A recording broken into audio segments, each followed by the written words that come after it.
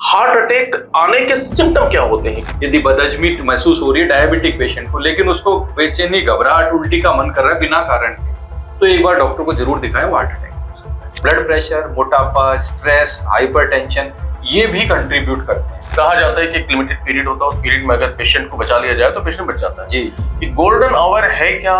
किस तरीके से उसको हमें मेंटेन करना चाहिए? और खुद की इलाज नहीं करना। जितना जल्दी उस बंद आर्टरी को खुलवा लेंगे उतना डैमेज कम होगा।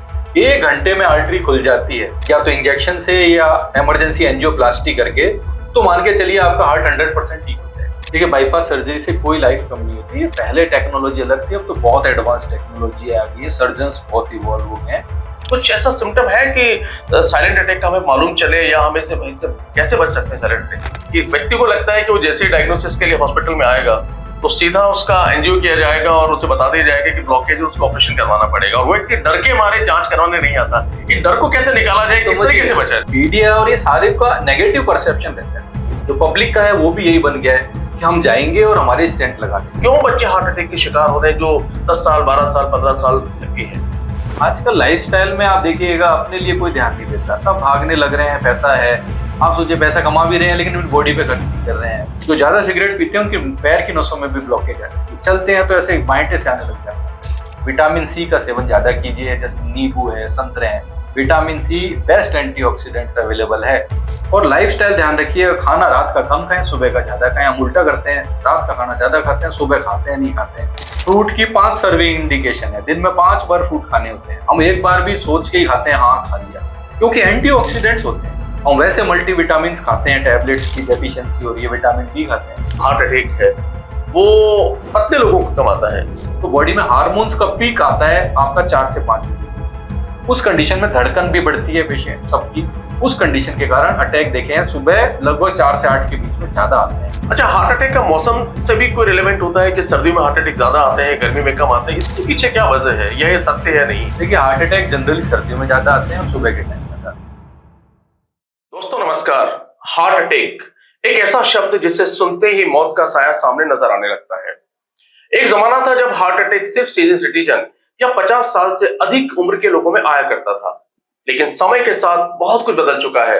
अब युवाओं में सबसे ज्यादा हार्ट अटैक आ रहे हैं, और न सिर्फ युवाओं में बल्कि बच्चों में भी हार्ट अटैक आ रहे हैं। और ऐसा भी देखा गया है कि 10 साल तक के बच्चे की हार्ट अटैक की वजह से मौत हो गई। हार्ट अटैक क्यों आता है? हार्ट अटैक रोकने के लिए हम क्या कर सकते हैं? किस तरीके से हार्ट अटैक बचा जा सकता है? ढेर सारे सवाल हैं, और आज के इस पॉडकास्ट में आपको हार्ट अटैक से संबंधित वो तमाम सवालों के जवाब मिलेंगे जो आपके जहन में हमेशा उभरते रहते हैं, और आप इससे समझ पाएंगे कि हार्ट अटैक से कैसे बचा जा सकता है। आपके सवालों के जवाब देने के लिए आज के इस पॉडकास्ट में हमारे साथ हैं देश के जाने माने कार्डियोलॉजिस्ट डॉक्टर रुद्रदेव पांडे। रुद्रदेव पांडे जी, आपका बहुत बहुत स्वागत है आज के पॉडकास्ट में। डॉक्टर रुद्रदेव पांडे करीबन 15 सालों से कार्डियोलॉजिस्ट के रूप में अपनी सेवाएं दे रहे हैं, और अब तक करीबन 12,000 से ज्यादा ऑपरेशन करके हजारों लोगों की जान बचा चुके हैं। डॉक्टर पांडे, मेरा पहला सवाल ये है, हार्ट अटैक आने के सिम्टम क्या होते हैं? देख, सीने के अंदर दर्द होना, नाभि से लेकर जबड़े तक, और साथ में इस दर्द के पसीने, घबराहट या उल्टी का सेंसेशन होना, और दर्द रुक रुक के होना, ये यदि सिम्टम्स हैं तो मान के चल सकते हैं कि आप हार्ट अटैक के रोगी हो सकते हैं। ऐसा तुरंत दिखाएं। जनरली दर्द तेज होता है काफी, एक्सेप्ट कि साइलेंट अटैक है, लेकिन 10% लोगों में दर्द भी नहीं होता। तो ये क्लासिकल सिम्टम्स हैं। यदि बदहजमी महसूस हो रही है डायबिटिक पेशेंट को, लेकिन उसको बेचैनी, घबराहट, उल्टी का मन कर रहा है बिना कारण के, तो एक बार डॉक्टर को जरूर दिखाएं, वो हार्ट अटैक भी हो सकता है। डॉक्टर साहब, मैंने कई बार देखा है कि इंसान को घर पर घबराहट होती है, वो हॉस्पिटल आता है और बाद में बताया जाता है कि ये सिम्टम हार्ट अटैक के नहीं थे बल्कि एसिडिटी के थे, और ऐसा कई बार होता है। तो कैसे पहचाना जाए कि ये एसिडिटी वाली घबराहट है, उसकी वजह से परेशानी है, या फिर ये हार्ट अटैक की परेशानी है? देखिए, पहली बात तो एसिडिटी जनरली खान पीन से होगी। आपको पता होगा कि आपने क्या खाया। रूटीन आदमी के घर के खाने से एसिडिटी नहीं होती है। आपने लगातार परहेजी की है, आप शादी में जा रहे हैं, तो आपको एसिडिटी होगी। जनरली एपिगैस्ट्रिक एरिया बोलते हैं, जस्ट नाभि के ऊपर की एरिया, उसमें आपको जलन सी रहेगी। ठीक है, खट्टी डकारें आ सकती हैं आपकी, और आपको लगेगा उल्टी भी आ सकती है उस कंडीशन में। तो इसलिए प्रॉब्लम रहती है डायबिटिक पेशेंट्स में, उनके दर्द नहीं होता, और यही सिम्टम हार्ट के भी होते हैं। यही एरिया हार्ट का भी होता है। हार्ट एक सेंट्रल स्ट्रक्चर है, साइड में नहीं होता, लेफ्ट में, तो उसका भी सेम सिम्टम एपिगैस्ट्रिक आता है। आपके एसिडिटी है, दैट्स गुड, आप एक सिंपल टैबलेट ले सकते हैं, लेकिन फिर भी ठीक नहीं हो रही तो आसपास एक बार दिखवा लें कि ईसीजी जरूर करवा लें। और स्पेशली यदि आप डायबिटिक हैं तो ईसीजी मस्ट है, क्योंकि जनरली 10% लोगों के सिम्टम आते हैं और 90% यही सिम्टम लेके प्रेजेंट करते हैं। और देखा गया है, आप देखिए इमरजेंसी में मेजर हार्ट अटैक आ रहा है ईसीजी के अंदर, वो पेशेंट बार बार गैस समझ के बार बार डकारे ले रहा है और उसको रिलीफ मिल रहा है, वो सोच रहा है मेरे तो एसिडिटी है। That's not good.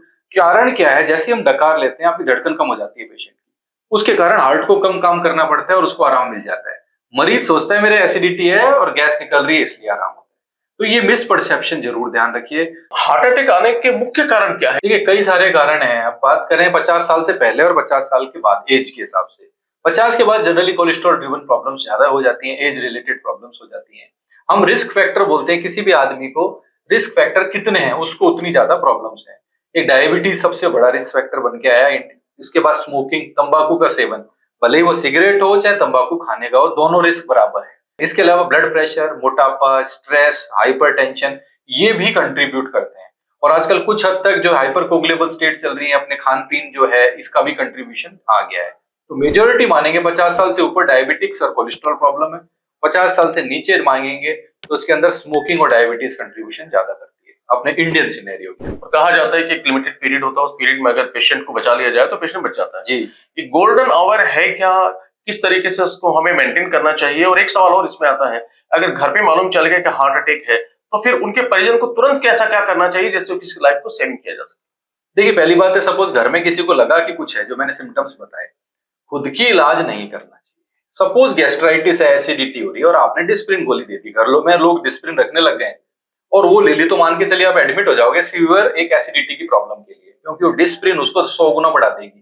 हर आधा किलोमीटर पे आपको कोई ना कोई एक डॉक्टर या कोई पीएचसी, सीएचसी या कोई नर्सिंग मिल जाएगी। आप वहां जाइए, एक ईसीजी करा लीजिए, और डॉक्टर मिलेगा, वो जज कर लेगा आप चाहे एसिडिटी है चाहे हार्ट की प्रॉब्लम है, जज करके ढूंढ देगा, अपने हिसाब से लगेगा हार्ट का है वो एस्प्रिन दे देगा। डिस्प्रिन बहुत अच्छी गोली है। गोल्डन आवर के बारे में, जितना जल्दी उस बंद आर्टरी को खुलवा लेंगे उतना डैमेज कम होगा। 1 घंटे में आर्टरी खुल जाती है, या तो इंजेक्शन से या इमरजेंसी एंजियोप्लास्टी करके, तो मान के चलिए आपका हार्ट 100% ठीक हो जाएगा, कोई डैमेज नहीं होगा। और जितना 1 घंटे के ऊपर टाइम निकलता जा रहा है उतना डैमेज होगा। कितना डैमेज होगा, हर पेशेंट टू पेशेंट वेरिएशन है। जनरली 24 घंटे के बाद बचता नहीं है कुछ भी, मांसपेशी डेड ही हो जाती है। एक्सेप्ट 1-2% है जिसके अंदर छोटे छोटे रास्ते बने हुए थे, नेचुरल कोलेटरल्स बोलते हैं, दूसरी आर्टरी से, तो बच जाता है, अदरवाइज हार्ट डैमेज हो जाता है। आजकल साइलेंट अटैक बहुत देखा जा रहा है। जी। जो साइलेंट अटैक है उसके अंदर व्यक्ति को पता नहीं लगता कि उसको अटैक कब आएगा, वो बाथरूम में आ सकता है कहीं भी। तो ये कुछ ऐसा सिम्टम है कि साइलेंट अटैक का हमें मालूम चले, या हमें से वहीं से कैसे बच सकते हैं साइलेंट अटैक से? देखिए साइलेंट अटैक मतलब है पेशेंट को सिम्टम नहीं हुए। लोग क्या करते हैं, साइलेंट अटैक और सडन कार्डियक अरेस्ट को कोरिलेट कर लेते हैं। डायबिटिक्स में साइलेंट अटैक मतलब उसको पेन नहीं हुआ, बाकी सिम्टम जरूर होंगे, गैस, एसिडिटी, उल्टी का मन आना, इसको बोलते हैं साइलेंट अटैक। वो है सडन कार्डियक डेथ, पेशेंट को पता नहीं, रिलेटिव्स को पता नहीं, सोते हस्बैंड वाइफ यदि साथ में सो रहे हैं तो बाई चांस किसी को कुछ हो जाता है तो ये कहते हैं उसको पड़ोसी को ही पता नहीं चला। इसके लिए बचाव के लिए क्या करें? देखिए एक फिक्स है, पैटर्न होता है, एक प्रिवेंटिव हेल्थ चेकअप्स कराते हैं। इसके अंदर क्या करते हैं हम लोग, बेसिक टेस्ट करवा देते हैं पेशेंट के। 40 साल से ऊपर सबके होने चाहिए। अमेरिका वगैरह में रिकमेंडेशन 20 साल की है, 20 साल की एज पे एक बार सारे टेस्ट होने चाहिए। बेसिक टेस्ट क्या है, शुगर है, लिपिड प्रोफाइल है, हीमोग्लोबिन है, क्रेटिनिन है, ये बेसिक टेस्ट है। टीएमटी, इको, ये बेसिक टेस्ट करवा लेते हैं। और आपको लगता है कि नहीं मेरे को और देखना है, मेरे फैमिली हिस्ट्री है हार्ट की, तो आप क्या करेंगे, इको टीएमटी के ऊपर टेस्ट कराएंगे। आप कराएंगे highly sensitive C reactive protein, जो पता लगाता है बॉडी में इन्फ्लेमेशन तो नहीं है। दूसरा है आप सीटी कोरोनरी एंजियोग्राफी करवा सकते हैं, इसी के लिए रिकमेंडेड है सीटी एंजियो, अदरवाइज रूटीन टेस्ट नहीं है। कि भाई 10 साल का रिस्क बता देगा कैल्शियम के हिसाब से। और जो अटैक और आ रहे हैं, जैसे आपको एक और बताता हूँ इंपॉर्टेंट बात, जो हार्ट अटैक आते हैं वो जनरली प्रॉब्लम 70% से कम वाली ब्लॉकेज में आते हैं, क्योंकि ये जो प्लाक है, प्लाक मतलब कोलेस्ट्रॉल बर्डन है, वो कच्चा होता है इसके अंदर। अब देखिए 50% से कम है, जैसे ही ब्लड फ्लो अचानक बढ़ा उसके ऊपर एक अल्सर बनेगा, उस पर क्लॉट बन जाएगा। ये बेसिक मैकेनिज्म है। जो 70% से ज्यादा की ब्लॉकेजेस है उसमें कोलेस्ट्रॉल डिपोजिट्स होता है, कैल्शियम डिपोजिट्स होता है, वो जनरली स्टेबल एंजाइना की तरह प्रेजेंट करते हैं। मरीज पहले 5 किलोमीटर चलता था, वो कम करता जाएगा डिस्टेंस, खाने के बाद चलता है तो घुटन सी होती है, एसिडिटी सी होती है, रुक जाता है, ठीक हो जाता है। ये स्टेबल एंजाइना है। इसमें जनरली हार्ट अटैक नहीं आते, क्योंकि बॉडी को पता है कि मेरे प्रॉब्लम हो रही है, तो बॉडी उसको एडजस्ट करती हुई चलती है। अच्छी बॉडी बनाई है ऊपर वाले ने। लेकिन ये जो है 50% से कम, इनके लिए इंपॉर्टेंट है। ये कैसे पता चल सकते हैं? ये अपने सीटी एंजियो वगैरह से पता चल सकते हैं। एक समस्या है हाँ जी, कि व्यक्ति को लगता है कि वो जैसे डायग्नोसिस के लिए हॉस्पिटल में आएगा तो सीधा उसका एंजियो किया जाएगा और उसे बता दिया जाएगा कि ब्लॉकेज है, उसको ऑपरेशन करवाना पड़ेगा, और वो व्यक्ति डर के मारे जांच करवाने नहीं आता। इस डर को कैसे निकाला जाए, किस तरीके से बचा जाए? अपने यहाँ देखिए, कहूंगा नहीं, लेकिन एक मीडिया और ये सारे का नेगेटिव परसेप्शन रहता है डॉक्टर, जो पब्लिक का है वो भी यही बन गया है कि हम जाएंगे और हमारे स्टेंट लगा देंगे। ऐसा नहीं होता है। पेशेंट आया, उसको हेल्थ पैकेज कराया हमने और उसमें आया कि टीएमटी उसकी पॉजिटिव है। उस कंडीशन में बताया जाता है कि एंजियोग्राफी करवा लें। एक पता रहना चाहिए कि हमें कितनी परसेंट ब्लॉकेज है। उस कंडीशन में ये मस्ट नहीं है कि आपके स्टेंटिंग हो। क्यों? क्योंकि वो स्टेबल डिजीज है। हमने जानबूझ के ढूंढी है कि आपके प्रॉब्लम है जो फ्यूचर में बहुत प्रॉब्लम क्रिएट करेगी। तो वो सिनेरियो टोटली डिफरेंट है। उस कंडीशन में आपके पास पूरा टाइम होता है, आप पूरा टाइम ले सकते हैं। इलेक्टिव केसेस की बता रहा हूँ, आप आराम से सेकंड ओपिनियन ले। आपके मन में संशय नहीं रहना चाहिए कि नहीं है। जनरली दवाई पे ही रखते हैं ऐसे पेशेंट को हम लोग। हाँ, कई बार क्या होता है, आप देखिए डायबिटिक पेशेंट है, टीएमटी पॉजिटिव आई है और क्रिटिकल टीवीडी निकलती है पेशेंट की, तीनों समय क्रिटिकल ब्लॉकेज है, उसको बताया जाता है बाईपास करा लीजिए। फिर वही वो टालते हैं कि नहीं मेरे कुछ नहीं है, फिर हम दवा दे देते हैं। ऐसा नहीं है, लेकिन हमारा काम है उसकी रिस्क स्ट्रेटिफिकेशन को बताना कि भाई आपके इतना रिस्क है, आगे फ्यूचर में प्रॉब्लम रहेगी। उस पेशेंट को स्टेंटिंग अर्जेंट नहीं होती है, वो आराम से ओपिनियन ले और दवा से भी कुछ हद तक ठीक हो जाते हैं। हम ये बता देते हैं कितना रिस्की केस है। जो डॉक्टर पांडे, एक समय था जब हार्ट अटैक को कहा जाता था कि सीनियर सिटीजन या 50 साल से ज्यादा के लोगों में आता है, लेकिन अभी बहुत सारे परिवर्तन देखे गए। युवाओं की बात बाद में करेंगे, लेकिन बच्चों तक में हार्ट अटैक आ रहे हैं। मैं कुछ उदाहरण आपको देता हूँ। फिरोजाबाद में क्लास 2 के बच्चे की हार्ट अटैक से डेथ हो गई। लखनऊ में 9 साल के बच्चे की, बीकानेर में 12 साल के बच्चे की दौड़ते समय डेथ हो गई। जयपुर में 14 साल के बच्चे की, सूरत में क्लास 8 के बच्चे की, जालंधर में 15 साल के बच्चे की और छतरपुर में 10th क्लास के बच्चे की हार्ट अटैक से डेथ हो गई। ये जो नई चीज देखने में आ रही है, बच्चों में हार्ट अटैक, विश्वास नहीं होता। इसकी क्या वजह है? क्यों बच्चे हार्ट अटैक के शिकार हो रहे हैं जो 10 साल, 12 साल, 15 साल तक के हैं? देखिए, जनरली इतने छोटे बच्चे के अटैक नहीं आता है, और बीमारियां होती हैं पेशेंट के। हो सकता है कंजेनाइटल में प्रॉब्लम हो, वाल्व की प्रॉब्लम हो पेशेंट के अंदर छेद हो सकते हैं, बच्चा नीला पड़ता हो। दूसरी बात, एक एचओसीएम बीमारी होती है जिसमें बच्चा जब भागता है तो हार्ट की आउटपुट खत्म हो जाती है, पेशेंट की मांसपेशी बढ़ जाती है और चिपक जाती है, जिसके कारण आउटपुट नहीं आता। बिल्कुल ठीक कह रहे हैं, क्योंकि इनमें से कुछ बच्चों के दौड़ते समय डेथ हुई। मोस्टली उसी पेशेंट्स के होती है। या कई बार क्या होता है, अपनी नसें है ना, वो दूसरी नसें नीचे से होती हुई जा रही होती है। उस कंडीशन में यदि बच्चा भागता है, उस कंडीशन में प्रॉब्लम आ सकती है। अगर जो पेरेंट्स है, किसी बच्चे में इस तरह की समस्या है, क्या कौन से टेस्ट आप सजेस्ट करेंगे या क्या सजेस्ट करेंगे जिससे कि पेरेंट्स को मालूम चले कि मेरे बच्चे में इस तरह की बीमारी या हार्ट अटैक आ सकता है? देखो, यदि इसको बोलते हैं हेरिडिटरी डिजीज तो नहीं है, एक वर्ड आ गया ना, हेरिडिटरी हार्ट डिजीज तो नहीं है, वो एक अनुवांशिक वाली, वो 5 से 6% पेशेंट में होती है, सब में नहीं होती है। उनमें मतलब क्या है, कब कहेंगे, 50 साल से कम यदि किसी के परिवार में हार्ट अटैक आया हुआ है और उसके मेजर रिस्क फैक्टर नहीं है, वो डायबिटिक नहीं है, स्मोकिंग नहीं करता है, उसके हाइपरटेंशन नहीं है, लेकिन उसके अटैक आया हुआ है, तो मान के चलते हैं अनुवांशिक प्रॉब्लम है इस पेशेंट की। तो रूटीन टेस्ट जो मैंने बताया वो करवाते हैं। इसके अलावा और भी टेस्ट हैं, जैसे होमोसिस्टिन एलपी, वो एक सबसेट है जो क्लॉटिंग फैक्टर ढूंढता है बॉडी के अंदर, वो डेफिशिएंसी होती है, लिपोप्रोटीन्स की डेफिशिएंसी होती है, वो एक टेस्ट करा के हम लोग डिटेक्ट कर लेते हैं और उसके हिसाब से थोड़ी बहुत दवाइयां देके उसको करेक्ट करने का ट्राई करते हैं और रेगुलर उसको कहते हैं चेक कराते रहिए। डॉक्टर पांडे, युवाओं में हार्ट अटैक बहुत ज्यादा देखे जा रहे हैं। ऐसे भी केस हुए जब युवा जिम में वर्कआउट कर रहे हैं और वही उनकी डेथ हो गई, या बाइक पे चल रहे हैं, अचानक चक्कर है, वही डेथ हो गई। तो क्या कारण है युवाओं में जो अचानक ये जो हार्ट अटैक आने और उनकी जो डेथ का रेशियो बढ़ा है, इसका आप क्या कारण मानते हैं? क्या वजह है इसकी? दिनचर्या है अपनी। आजकल लाइफस्टाइल में आप देखिएगा, अपने लिए कोई ध्यान नहीं देता, सब भागने लग रहे हैं। पैसा है, आप सोचिए, पैसा कमा भी रहे हैं लेकिन बॉडी पे खर्च नहीं कर रहे हैं, वो रात दिन जग रहे हैं, स्मोकिंग कर रहे हैं, क्योंकि आपको लाइफस्टाइल इतनी स्ट्रेसफुल हो गई है। साउंड स्लीप तो भूल ही जाइए, सोते सोते भी मोबाइल देखते रहते हैं। 8 घंटे की ढंग से साउंड स्लीप बहुत कम लोग ले पाते हैं, स्पेशली यंग जनरेशन। उनको लगता है कि बस यही एज है, मेरे को कुछ करना है, इसलिए वो एडिक्ट भी होने लगे हैं। आप देखिएगा, नशा भी बहुत तेजी से बढ़ रहा है इसके अंदर। पहले अल्कोहल करके की लिमिटेड शॉप्स थी, अब हर कोने पे मिलेगी। स्मोकिंग आप देखिएगा, स्कूल के बच्चे तक स्मोक करने लगते हैं। तो ये बहुत बड़ा कंट्रीब्यूशन आ गया है। जब इनके जो तंबाकू, इनके एड्स वगैरह आते हैं, एड का प्रभाव पड़ता है, इसके कारण खा रहे हैं बच्चे। और आप देखिएगा, कोई नॉर्मल एंजियोग्राफी मिलती है जो 18 साल 20 साल के अंदर, ऐसा नहीं है कोलेस्ट्रॉल की प्रॉब्लम है। कैसे कह रहा हूं मैं, हमने एंजियोग्राफी करी, वो एक नस बंद मिली और बाकी जगह जो दोनों नसें बिल्कुल नीट क्लीन है, उसमें डिजीज है ही नहीं। तो सीधी सी बात है, ईटियोलॉजी तंबाकू है। तंबाकू के अंदर केमिकल्स होते हैं, जो भी खाते हैं स्मोकिंग या जैसे, और वो ब्लड में घूमते रहते हैं।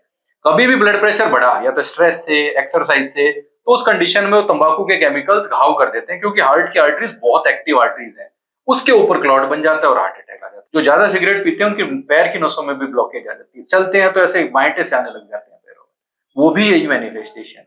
तो ये चीजों पे ध्यान दें, लिमिटेड 3-4 चीजें हैं। स्मोकिंग ना करें, शुगर है तो कंट्रोल रखें, बीपी है तो कंट्रोल रखें, जो भी बीमारी है कंट्रोल रखें। 4 से 5 किलोमीटर ब्रिस्क वॉक करें, ब्रिस्क वॉक, तेज चलना है, दौड़ना नहीं है, तेज चलना है। इसके अलावा योगा करें। टोटल शाम के टाइम आपके मोबाइल या जो भी ऐप लेते हैं उसमें 10,000 कदम हो जानी चाहिए। और लाइफस्टाइल ध्यान रखिए, खाना रात का कम खाएं, सुबह का ज्यादा खाएं। हम उल्टा करते हैं, रात का खाना ज्यादा खाते हैं, सुबह खाते हैं नहीं खाते हैं। तो सिनेरियो चेंज करना पड़ेगा।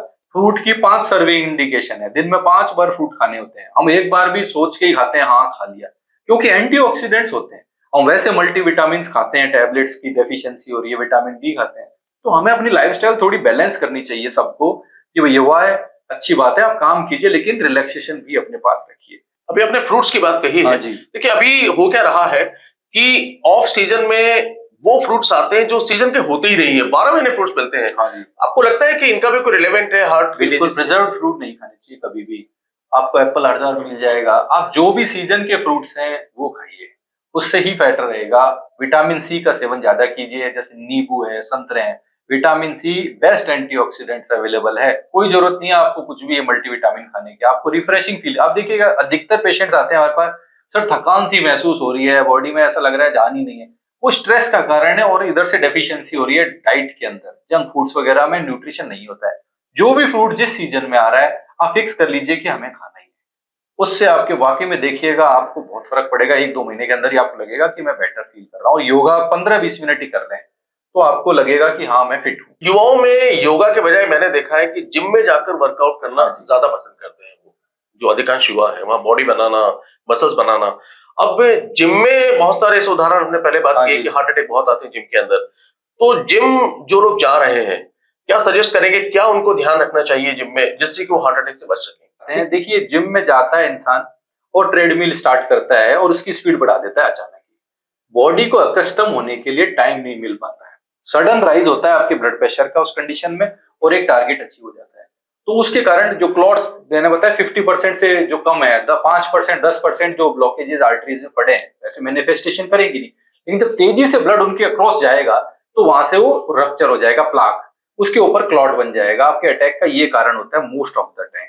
तो सिंपल सा है, आप देखिएगा पैदल चलते हो कि कम आएंगे, कारण पहले स्पीड बढ़ाइए, आप नॉर्मल स्पीड रखिए, पहले बॉडी को कस्टम करें, स्पीड एक साथ नहीं बढ़ानी चाहिए। तो इसलिए हमेशा रिकमेंडेशन है, बेटर है आप गार्डन में जाएं, वहां पे 1-2 चक्कर नॉर्मल चाहिए काटें, फिर आपकी स्पीड बढ़ाएं, दौड़िए, लेकिन दूसरे तीसरे चक्कर में दौड़ना होता है। ऐसी ट्रेडमिल में स्पीड धीरे रखिए पहले 5-10 मिनट, फिर आप उसकी स्पीड एक्सट्रीम पे लेके जाइए। उनको टारगेट अचीव करना होता है कि भाई इतने मिनट में इतने तक करनी है हमें, जिससे कि हम वर्कआउट कर सके। उनके पास फिक्स घंटे हैं, आधा घंटा है मेरे पास, तो एक बस वो स्टेप पूरा करना है, इसलिए वो फुल स्पीड पे चलाते हैं जाती मोस्ट ऑफ द टाइम देखिएगा, क्योंकि वेट लिफ्टिंग भी करनी होती है, एरोबिक्स वगैरह और बहुत तरह के। तो एक लिमिट करें कि हाँ इस स्पीड पे मेरे को बढ़ाना है, वो वर्कआउट करके तो बेटर रहेगा जिम वाले पेशेंट जो चाहते हैं जिम करें।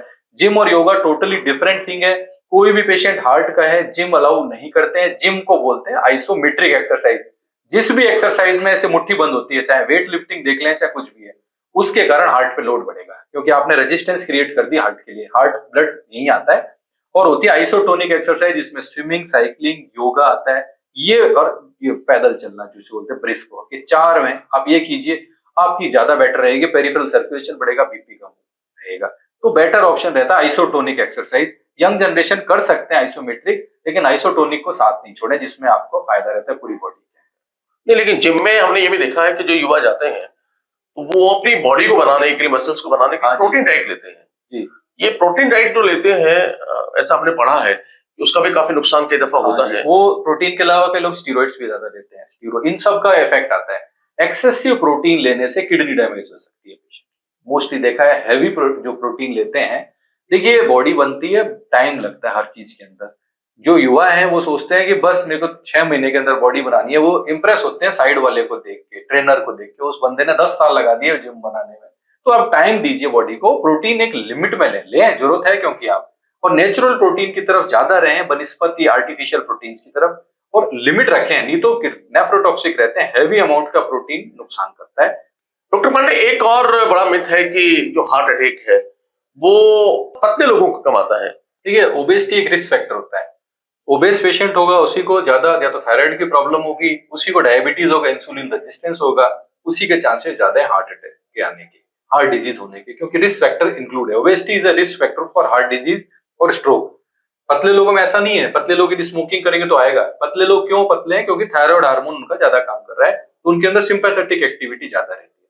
तो ऐसा है, पतले लोगों के भी अटैक आता है। ये दोनों को कंपेयर करें तो मोटे लोगों में, मोटे क्या ओबेस पेशेंट बोलेंगे तो ज्यादा है ओबेस पेशेंट्स। ओबेसिटी एक फिक्स टर्म है, उसके ऊपर बॉडी मास इंडेक्स है, तभी ये ओबेस बोलते हैं। Obesity is a risk factor, और ट्राई करना है, जो बढ़ रही है ओबेसिटी बहुत तेजी से, ओबेसिटी को कम करने के लिए लाइफस्टाइल चेंज करें, आपका एक रिस्क फैक्टर कम हो जाएगा। Obesity is a risk factor for heart disease. Doctor Pandey, देखा गया है कि जो हार्ट अटैक है वो पुरुषों में ज्यादा आता है, महिलाओं में कम आता है। जी ये सत्य है? और अगर सत्य है तो आप इसका डिफरेंस समझाएंगे, ऐसा क्यों होता है? हाँ, बिल्कुल सही कहा आपने। फीमेल्स में आप देखिएगा 80% आपको मेल ही दिखेंगे हार्ट अटैक के।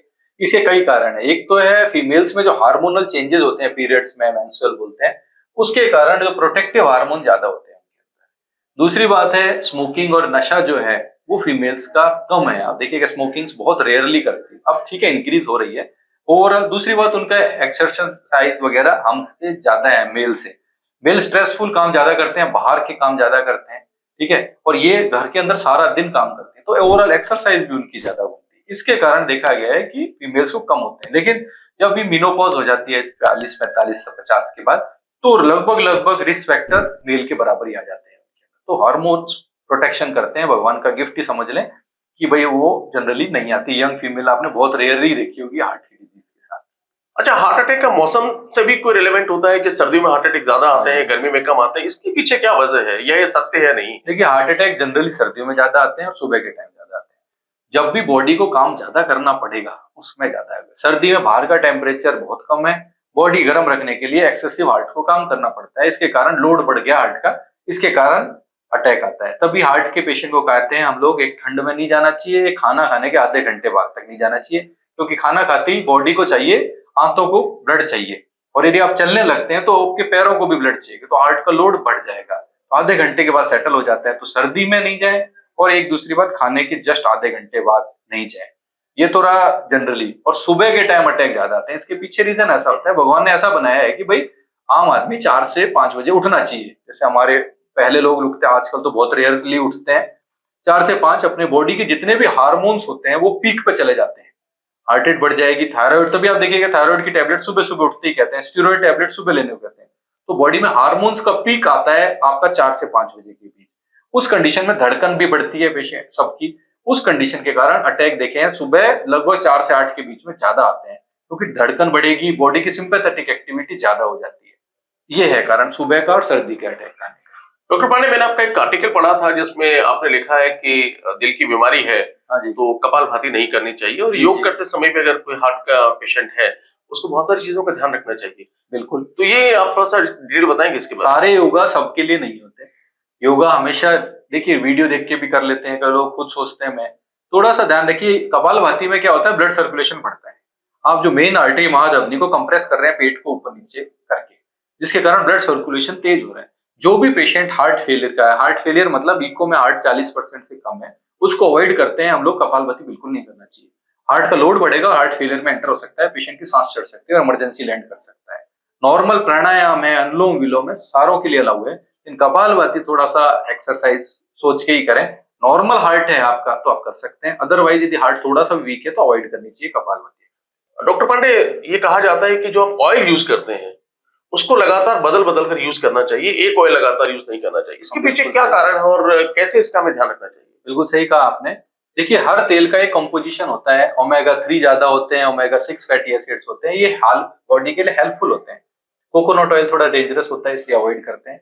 हर तेल का अलग अलग कंपोजिशन है, तो हमेशा ट्राई कीजिए, या तो मिक्स कर दीजिए 2-3 तेल को, या अलग अलग हर बार दिलाएं तो अलग कंपनी का ले आए। जैसे एक बार आपने सरसों का तेल लिया है, अगली बार मूंगफली का ले आए, अगली बार सनफ्लावर। ऐसा नहीं है कि ऑलिव ऑयल ही बहुत अच्छा है। लोग क्या करते हैं, ऑलिव ऑयल में सब्जियां बनाने लग जाते हैं। ऑलिव ऑयल रॉ ही अच्छा होता है, जैसे ही गर्म करते हैं उसकी कंटेंट खत्म हो जाते हैं। वैसे कैनोला ऑयल के लिए एक फैशन सा है कि हम शो ओवर करते हैं कि हम कैनोला खाते हैं, कोई फर्क नहीं पड़ना इनमें। आप सिर्फ रोटेशन करके रहिए, मूंगफली भी अच्छा है, सोयाबीन भी अच्छा है, सरसों भी अच्छा है। हर बार ट्राई कीजिए, अलग अलग तेल रहे, इससे कंपोजिशन बदलती रहे फैटी एसिड्स की, और इससे आपको फायदा मिलेगा। डॉक्टर पांडे, हार्ट अटैक और उसकी जो ऑपरेशन है उसमें स्टेंट बहुत मायने रखता हाँ है। जी। सामान्यतः स्टेंट की लाइफ कितनी मानी जाती है? हाँ, कई लोग सोचते हैं एक्सपायरी भी होती है, ऐसा कुछ नहीं है सर। मैंने बताया लाइफ टाइम रिस्क बताया आपको ब्लॉकेज का। नॉर्मल आदमी में 3%, डायबिटिक में 5%। इसके अलावा इतना ही है, ये लाइफ टाइम रिस्क है, कोई एक्सपायरी नहीं होती सर। ये चलते हैं तो लाइफ टाइम कुछ नहीं होता है इसके अंदर। स्टेंट डालने के बाद में स्टेंट जी। बिल्कुल ठीक अवस्था में है, इसको चेक करने के लिए क्या समय समय पर चेकअप करवाना चाहिए देखिए, उसका? एक फिक्स पैटर्न है, पेशेंट किसी के स्टेंट डला, ब्लड टेस्ट कराते रहते हैं थोड़े दिनों के अंदर, 3 महीने जनरली ब्लॉकेज वैसे भी नहीं आती। जब 1 साल के करीब करीब हो जाता है तो हम उसको ट्रेडमिल टेस्ट कहते हैं, इको टीएमटी टेस्ट होता है। यदि कोई भी ब्लॉकेज आती है तो जनरली उसमें पकड़ में आ जाती है। वो भी मैंने बताया सिर्फ 3% लोगों की आएगी। तभी 1 साल पे एक टेस्ट कराया जाता है, बेसिक ओपीडी टेस्ट है। यदि वो नॉर्मल है तो वापस दवाई लेके भेज देते हैं, और वो हर साल एक बार रिपीट करते रहते हैं और ठीक चलता रहता है पेशेंट। अच्छा, एक बार उसी वेन में जहां पर स्टेंट डला जी। है, क्या हम स्टेंट को रिप्लेस कर सकते हैं? और अगर रिप्लेस कर सकते हैं तो फिर स्टेंट को रिप्लेस कब करवाना चाहिए? देखिए, पहली बात, रिप्लेस नहीं हो सकता इससे। एक बार डल गया वो लाइफ टाइम ही है, कोई भी नहीं हटा सकता उसको। वो फिक्स हो गया स्ट्रक्चर। यदि कोई ब्लॉकेज आती है, क्योंकि वो माइक्रोन में होता है, बहुत पतला होता है, तो उसके अंदर ही दूसरा डल जाता है। रिप्लेस नहीं होता, उसके ऊपर एक और डल जाता है, और एक बार चलता है तो लाइफ टाइम चलता है, कोई ऐसी प्रॉब्लम नहीं है इसके डॉक्टर पांडे, एक और मिथ है कि जब बाथरूम में नहाते हैं तो ठंडे पानी से नहाने पर हार्ट अटैक आ सकता है, गर्म पानी से नहाने पर हार्ट अटैक आ सकता है। क्या इसमें कुछ सच्चाई है कि नहाते समय आपको किसी गर्म या अंदर। ठंडे ऐसा पानी कुछ का नहीं ध्यान होता। रखना चाहिए? इन चीजों से नहीं है। आप नॉर्मल जो एटमॉस्फेयर के हिसाब से नहाइए। कई लोग ठंडे से नहाना पसंद करते हैं, ठंडे से नहाए, गर्म से नहाना पसंद करते हैं, गर्मी से नहाए। इतना है, ठंड के अंदर कहते हैं ठंड में ठंडे से इसलिए नहीं नहाए क्योंकि मैंने जैसा बताया हार्ट का आउटपुट बढ़ सकता है, उस कंडीशन में थोड़ी प्रॉब्लम हो सकती है। अटैक जनरली ऐसे नहीं आते हैं नहाने के इससे। हार्ट की प्रॉब्लम्स हैं, और तो अलग बात है, 20% 30% हार्ट काम कर रहा है तो हम उसको कहते हैं भाई एवरेज पानी रखो, ना तो ज्यादा गर्म ना ज्यादा ठंडा, जिससे कि एक हार्ट रेट ना बढ़े उस पेशेंट। उन्हीं पेशेंट के लिए ले। अदरवाइज हार्ट की पंपिंग नॉर्मल है, आप कैसे भी नहा सकते हैं, कोई इश्यू नहीं डॉक्टर पांडे, हार्ट के वाल्व को जब चेंज किया जाता है है। जी। तो एक आम धारणा है कि बड़ा एक चीरा लगता है, फिर ऑपरेशन होता है, हाँ जी। उसका वाल्व चेंज होता है। क्या कुछ इस तरह की तकनीक आई है जिसमें अब चीरे नहीं लगाए जाते हैं और बिना उसके भी किसी और तरीके से हार्ट के वाल्व को चेंज किया जाता है? हाँ, बिल्कुल।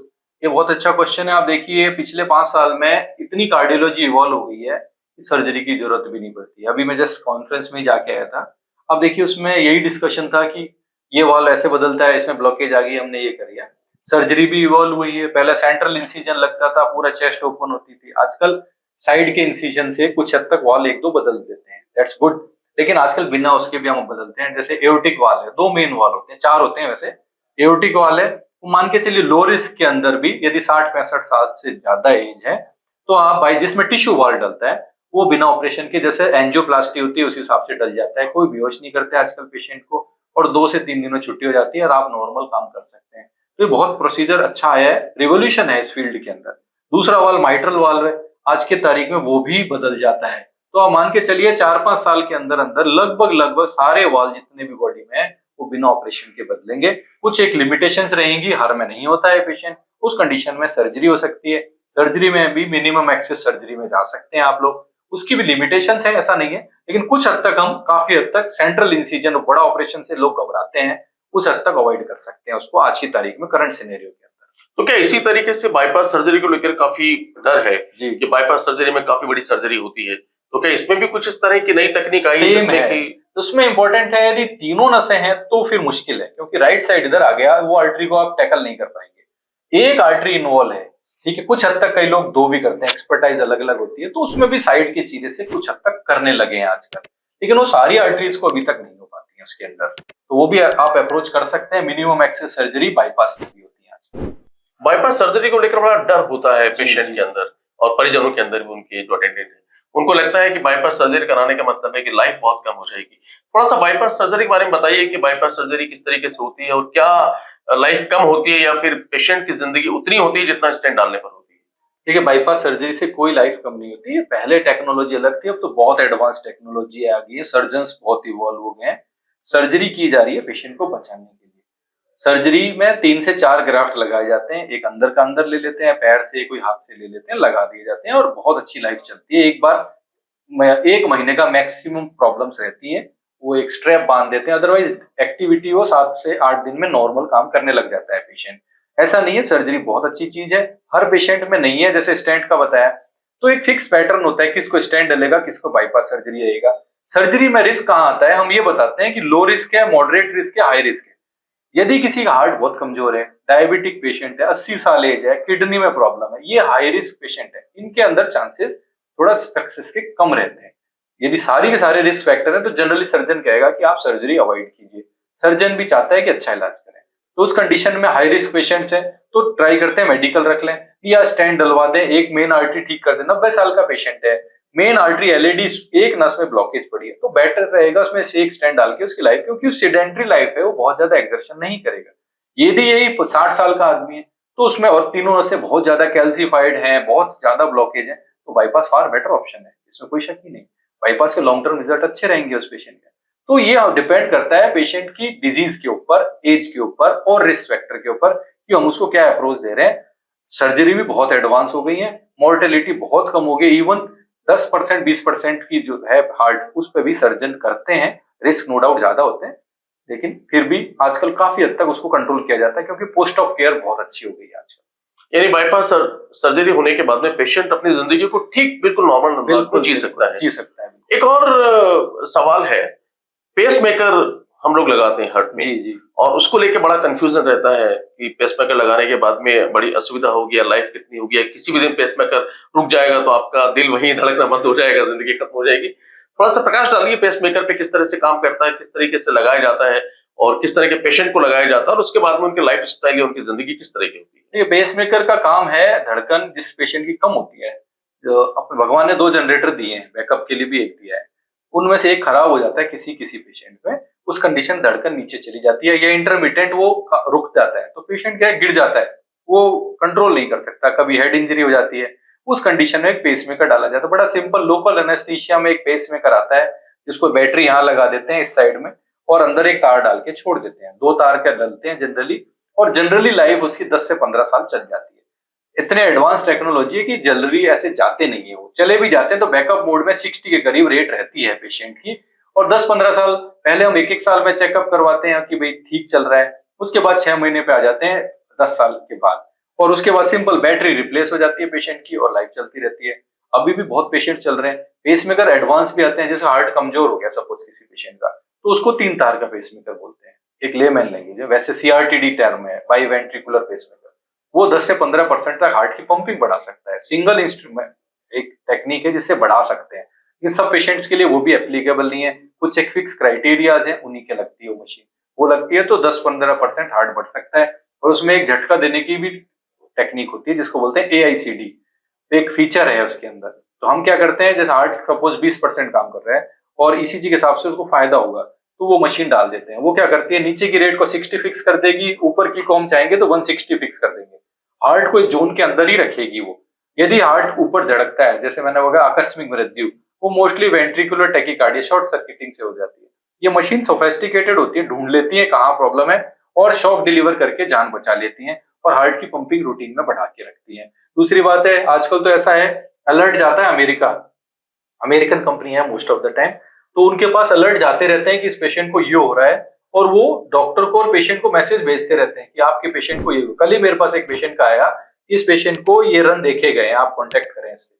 तो हमने फोन किया उस पेशेंट को, कहता नहीं मेरे को कुछ नहीं हुआ। मैंने कहा फिर भी आप एक बार आके मशीन चेक कराओ। तो दोस्तों, मेडिकल पॉडकास्ट में आज हमारे साथ थे डॉक्टर रुद्रदेव पांडे, देश के जाने माने कार्डियोलॉजिस्ट। उन्होंने हार्ट से संबंधित वो हर जानकारी हमें दी जो हमारे जहन में आती है, जो हम सोचते हैं कि हार्ट को कैसे ठीक रखा जाए, हार्ट अटैक से कैसे बचा जाए। तमाम तरह की जानकारी हमें आज के इस पॉडकास्ट से मिली है। फिलहाल इस पॉडकास्ट में इतना ही। डॉक्टर साहब आपको बहुत बहुत धन्यवाद अपनी सारगर जानकारी देने के लिए। अगले पॉडकास्ट में फिर एक देश के जाने माने डॉक्टर के साथ हम बैठेंगे और बताएंगे आपको किस तरीके से हम स्वस्थ रह सकते हैं। फिलहाल इतना ही, मुझे दीजिए इजाजत। नमस्कार।